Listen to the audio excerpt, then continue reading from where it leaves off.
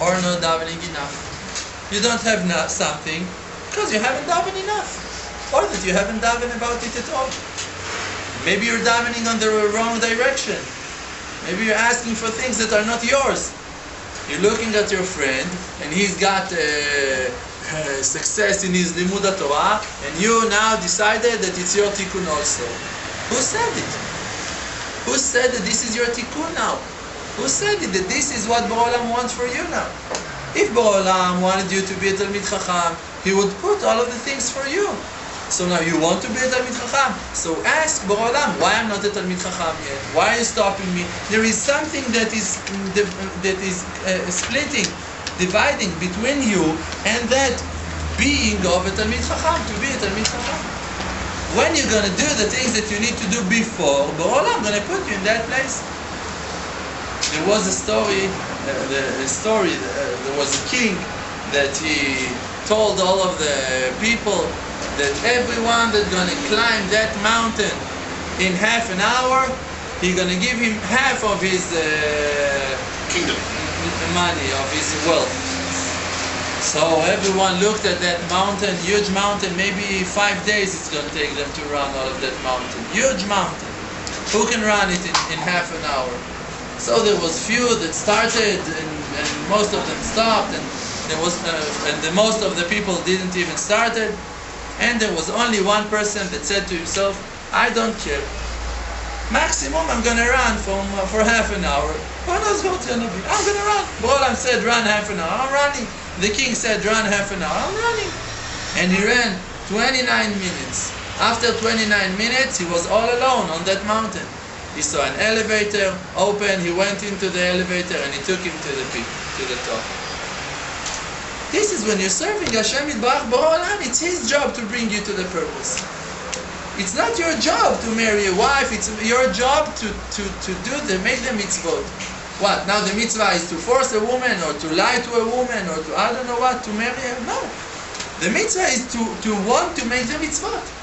If Borei Olam going to open that for you, you have that. If not, you need to daven more. You need to ask for it more. You need to fix something. About shidduchim, about money matters, about kedusha matters. You want to close your eyes. Okay. You cannot. You opened your eyes so many times in your life, in such a filthy places. Borei Olam is not giving you that improvement to close your eyes. You want to, and they're getting open from themselves all of the time. You don't control your eyes. You not control your eyes. Why? Because your Borei Olam took the steer, the wheel, from your hands. It's not in your hands. You should beg to Borei Olam, please give me back my control on my life. That I'm going to control my body. You made your body hefker so many times. You let your body do whatever it likes so many times in your life. So it's hefker. You made the hefker. You hefkarta. You dropped it. You left it somewhere. So now you dropped it. So now it's under the control of the chitzonim, of demons, of bad spirits. You want to take it back? All right. Beg. Ask. Have humility. With humility, you're going to ask, Borei Olam, please, I know everything is in your hands. My eyes is in your hands. My life is in your hand. Please, Borei Olam, please, even though that I sinned so many times, I regret. Another tshuva, another layer. You're building. Another stone, another mitzvah, another kedusha. You're building. This is how you build. You want it one day? Who are you? And if you're going to achieve that you're going to get it in one day, it can push you away. You're going to have a wife, but she doesn't want to live close to Chut Shel Chesed. She doesn't want to live in Mashiach. Okay, you have a wonderful wife, nice, wonderful midot in Jerusalem. She wants to die. She don't want to live in Jerusalem. Okay, so you got what you asked? It's not what you asked. But if you would ask for another half of a year, maybe you were getting what you really needed. Whoa. Another prayer, another tefilah. What? So you just said that somebody No, just ask from Borei Olam, and when Borei Olam gonna give you the woman, he knows when, not you. a lot of people are trying to force Hashem. No, I need now, I have to. And Borei Olam, please give me boys or not. If not, what are you gonna do? No. Why are you stressing Borei Olam? Borei Olam knows that. Borei Olam wants to give you kids a lot more than what that you want to have kids. A lot more. Million times more. You are cruel according to Hashem Barach.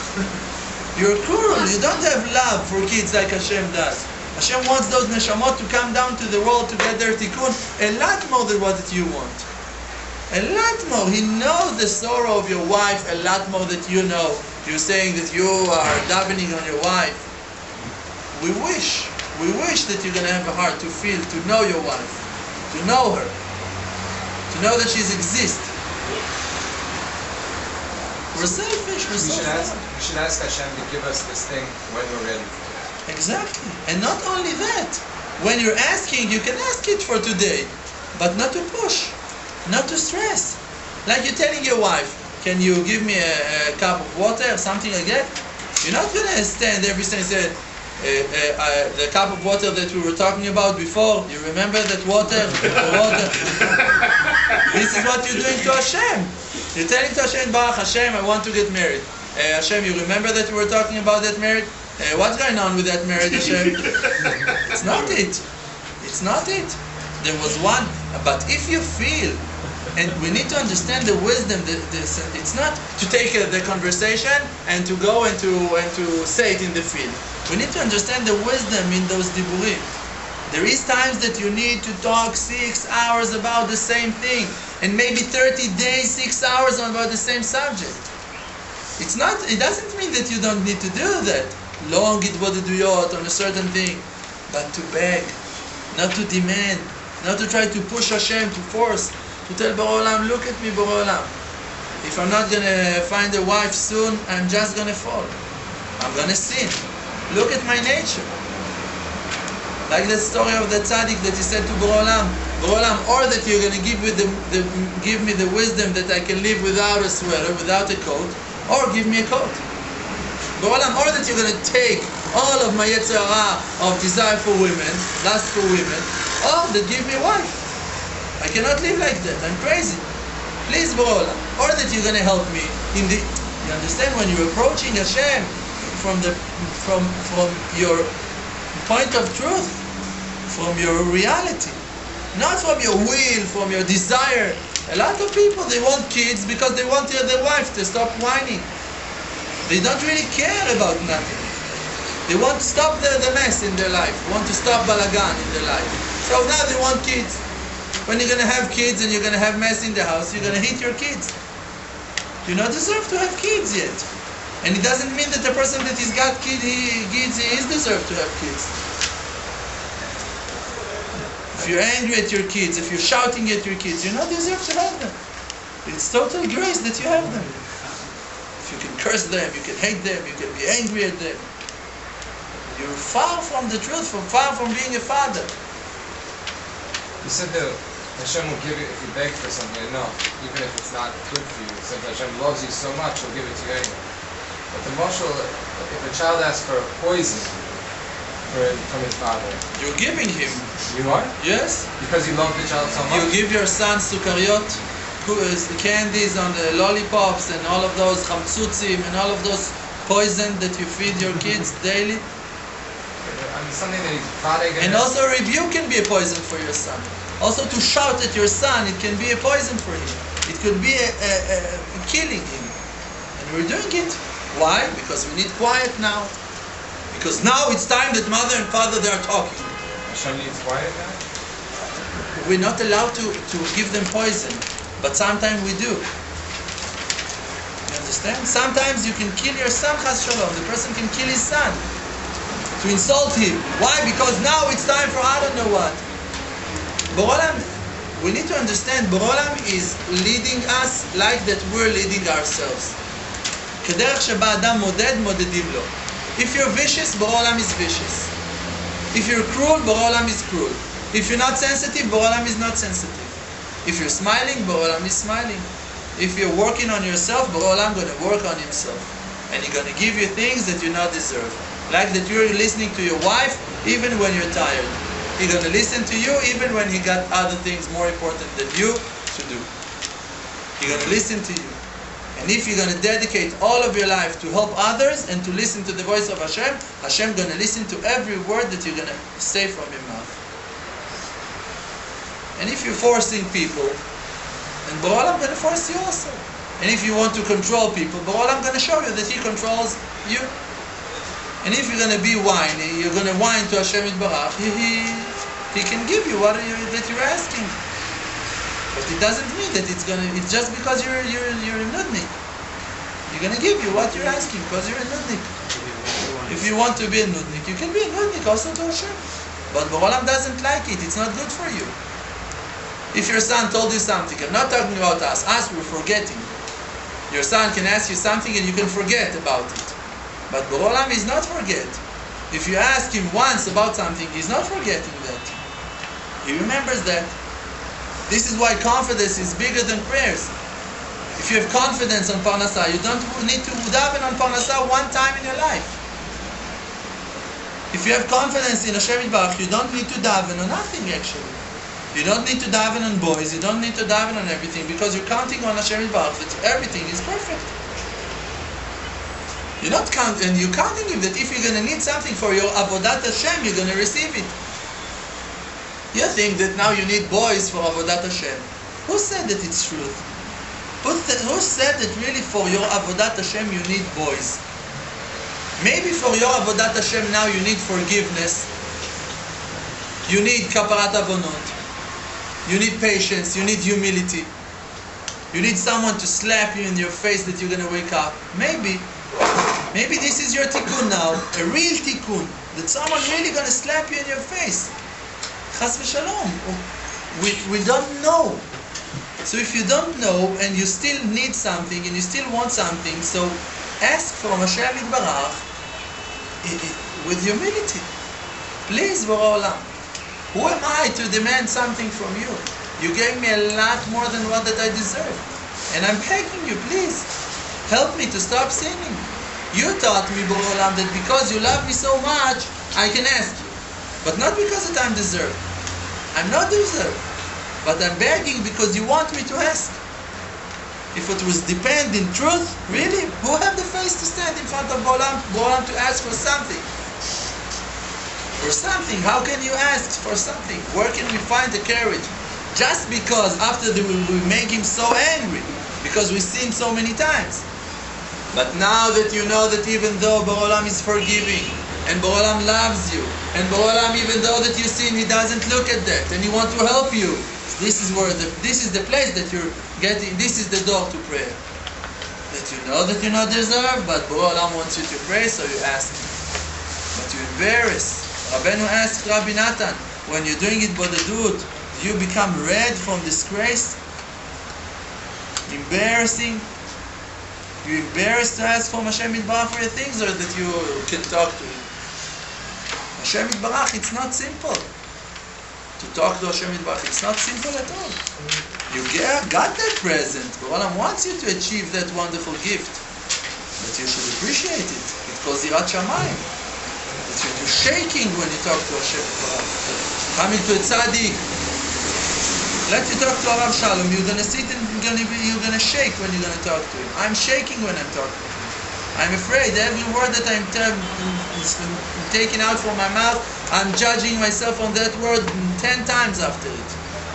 How could I say that, and why I said that, and where it came from, and what he meant, and what he saw, and what he thought, and everything you're checking. And Borei Olam is lighter. It's light.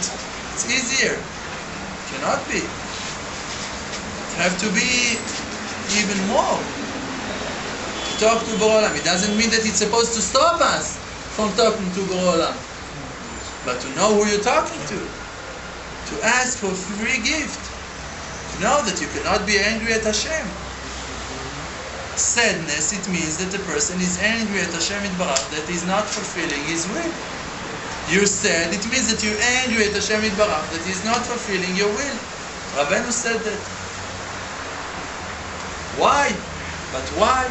why he should have died, why she need to be ill, why he needs to suffer so much, why that person have to be poor, why I'm not married yet, why I don't have boys, why I don't have shlom bayit, why I'm not a talmid chacham. You want to see why? You need to ask why you gave me that privilege to have a kippah on my head, to have a beard, to keep Shabbos. This is what you need to ask why. Why they let you into the yeshiva? Why they let you into the shiur? Why they let you into the kedusha? This is, and that the question is why. Because Borei Olam loves you, because Borei Olam is merciful.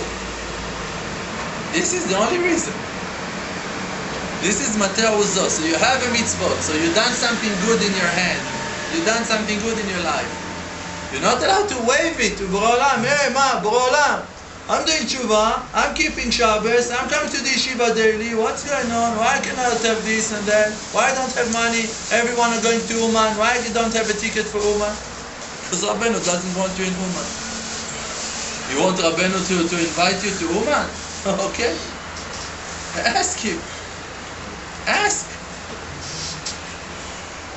Ask Rabbeinu, please. Everyone gonna have the tikkun. What's gonna be with me? Please, Rabbeinu. I need my tikkun also. What's gonna be with me? Save me. Save my neshama. Save my filthy body. Save me for my family, for my wife. Please. I know I'm not worthy. Rabbeinu gonna give you a ticket. But if you, general, needs to go to Uman now to observe what's going on in Uman, so Rabbeinu gonna give you tikkunim. Rabbeinu gonna let you understand humility in the rising of the dead. Raising Raising of the dead. In Tchiyat HaMeitim. In Tchiyat HaMeitim, Rabbeinu is saying in Likutei Moharan that it's not the people that gonna wake up. It's the humility of the people that gonna wake up. It means that if you were arrogant, you're not going to wake up. But if your finger, she was humble, so the finger going to wake up. If you have humility inside of you, so that humility going to rise. And if you're humble like Moshe Rabbeinu, so Moshe Rabbeinu going to rise. You're going to stand up. But if your eyes were arrogant, so it's going to be a person without eyes. If your neck was arrogant, so it's going to be a person without a neck. If your heart was full with pride, so you're gonna stand up without a heart. And if all of you was arrogant, so you're not gonna wake up. In the Tchiyat HaMeitim, the humility, only the things that are attached to earth, Shochnei Afar. Who are the tzaddikim Shochnei Afar? What it means Shochnei Afar? That when they're alive, they're attaching themselves to the earth. They're humble when they're alive. Not only after death. After death, everyone are humble. Everyone are humble after death. The wisdom is to be humble when you're alive, not to fall into arrogance, into shtuyot. Thank you, Rabbi Isai. Thank you, and I'm sorry. I'm sorry. See? What are the sons? Don't forget.